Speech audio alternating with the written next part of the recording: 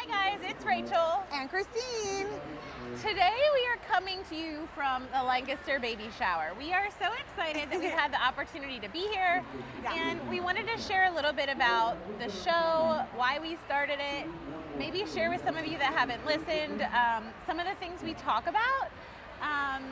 We are the hosts, if you don't know, of a podcast here in Lancaster called The Thrive, a podcast for working moms, which we started over a year ago after I listened to a friend's podcast, and I said, Rachel, I think we should start a podcast. Yeah. And she lovingly said, okay. So we started it. I had a background in marketing and communications. I run my own business called Rachel Klein Creative, and I had actually previously hosted a podcast downtown in Lancaster. So with my little bit of experience, a lot bit. When She's I say an expert. hosted, no. I had hosted. I had never done any of like the back end before. So we learned how to run our own podcast. We had to find our own host and find our own microphone and do all the things. So if she wasn't an expert, she's become an expert. We've become. So since then, we've gotten to connect with so many local business owners, moms that were friends of ours, moms that we just met through the show, and really just got to sit down and talk about our experiences. We know as moms and working moms, there's ups and downs and great highs and low lows, and on our show, we just keep it real, and we want to share with our community that they aren't alone, that they are doing amazing, even on days where maybe it doesn't feel amazing, because we're in this together. And like Christine said, we have had on our show a bunch of great moms. That's typically our theme, but a lot of the moms on our show run their own businesses. Some of them run a business while staying at home full-time with all of their kids. Some of them work full-time, and we've talked about the juggle of childcare and all the things. As you can see, we've been juggling a few things as well. This is their first debut on camera, on a podcast, you know. Here you are, and they're being very well behaved. So actually, yes. Rachel and I wanted to take this time to catch up because we obviously have some newborns and our family dynamics have changed a little in the last month or so. Yeah, and one of the things we always talk about on the show is favorite things. Mm-hmm. Almost every episode we do a favorite thing where we just share something that's, maybe it's a product, maybe it's a place, and it's something that we've just been loving in life lately. So well, I mean, my first thought of my favorite thing is sleep, and I'm not getting it. So I have to think of something else, like naps, that leave me feeling a little bit rested. Naps is always a good favorite thing. But I don't even feel like you probably have time for naps. I don't really have time for naps. I've actually fallen asleep in the recliner in our living room, like, it happened again last night. There it is.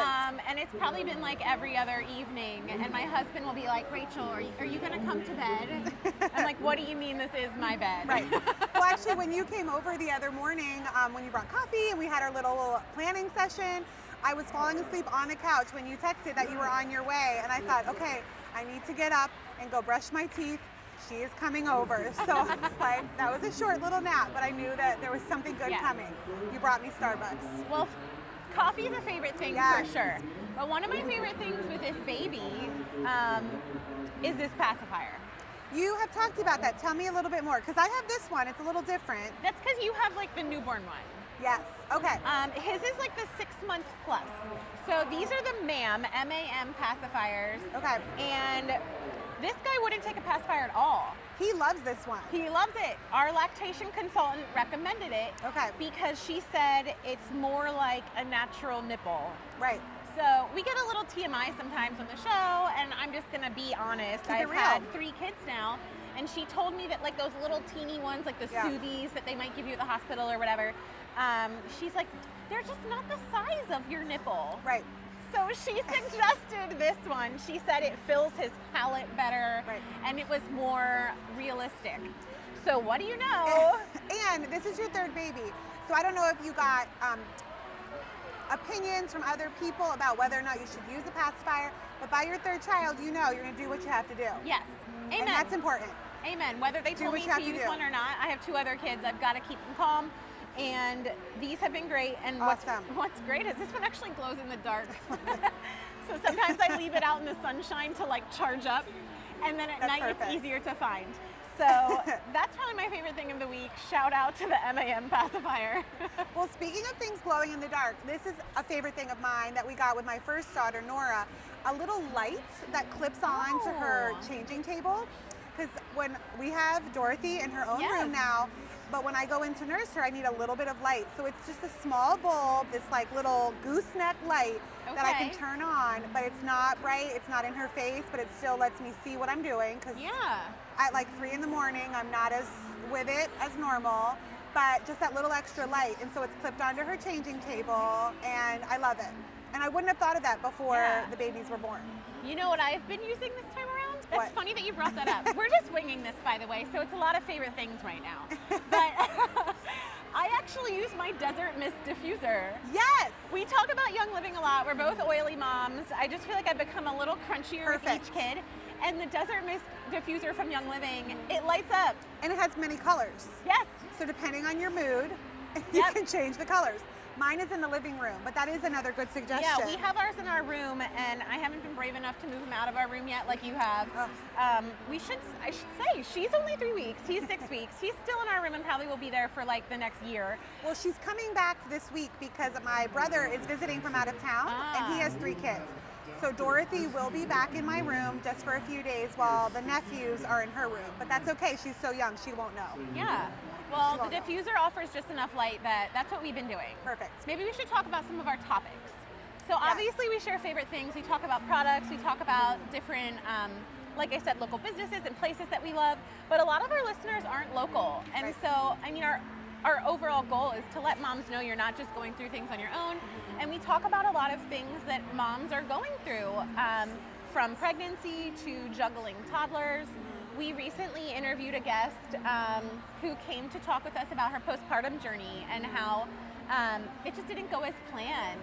She ended up dealing with some severe postpartum depression, and that's a real issue. And we want moms to know that there are resources and that you're not the only one dealing with it. And that's one of the most powerful things I think comes from our episodes is the women that we have on have had experiences and reached out to different organizations or groups that they're able to share with other moms that might spark a light with, oh, that's going to help me, or that's really what I need. And so we're excited to be able to bring that to our listeners because whether you are a new mom or you're on your 4th or 5th baby, there's something new that's going to come up and a resource that can be of help to our listeners. Yeah, we've actually had some grandmothers on our show too. Yes. We had a local doula and the owner of 3 Strands, which is an organization that offers all types of support to moms from babysitting to doulas to postpartum doulas. House cleaners. Yes, all the things. And Marianne has had, how many kids does she have? 6 kids? 4 kids? More than 2. She has a handful of kids. Yes, and grandbabies. Yes, and so it was great talking to her and just getting another perspective, like another generation. And let's be real, that was one of our favorite episodes because we recorded that at my house. Yes. And neither of us knew it, but while we were recording, so we're talking all about labor, delivery, birth. We both had just found out we were pregnant, but neither of us knew the other one was pregnant. Nope, so we were holding it in the whole time.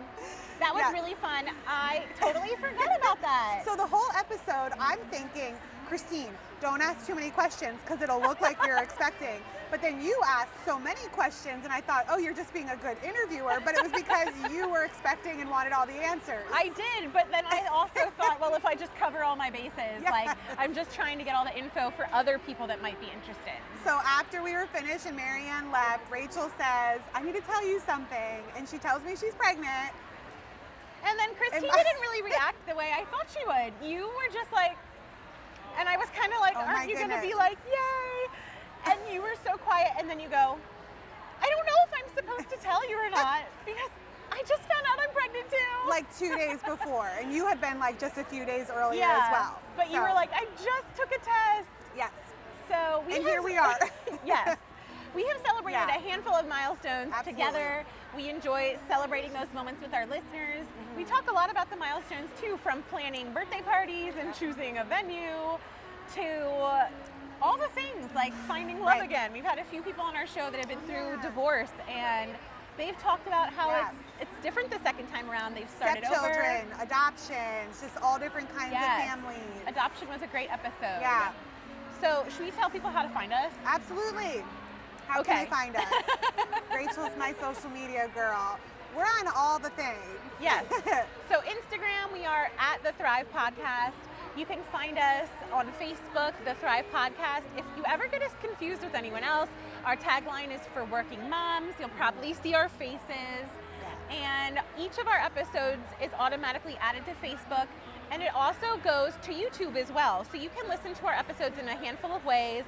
Find us on iTunes, Stitcher, or your other favorite podcast app. And if you are listening, we'd love to hear from you. We would love your feedback, comments, because it just means so much to us to know that we are touching people and reaching them where they are in their lives. And we love to be able to connect with all of our listeners. And like Rachel mentioned, we're not just local to Lancaster. We have listeners all over, so we love hearing where people are listening from and just what our show has meant to them, because we love doing it. So leave us a review if you've listened, and if not, I hope that you enjoyed getting to know us a little bit. And in case no one's told you yet today, you're doing amazing.